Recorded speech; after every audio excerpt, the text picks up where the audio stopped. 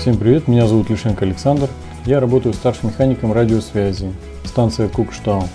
В данной профессии работаю 2 года. Общий стаж на железной дороге чуть более 7 лет.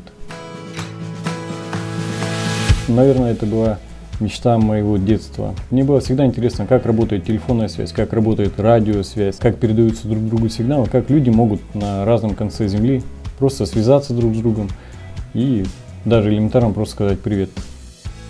Свою карьеру начал после окончания колледжа, после того, как закончил университет по данной профессии. В дальнейшем устроился работать электромонтером на станции Джалтырь. Механиком связи потом далее начал работать, потом дежурным механиком связи по лазу станции Джалтырь. В дальнейшем перевелся на станцию Кукштау и продолжил свою карьеру уже в должности старшего механика по связи.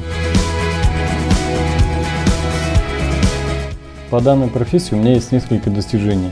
Одним из последних является участие в молодежном форуме, который проходил в столице нашей Родины, в котором я занял призовое место.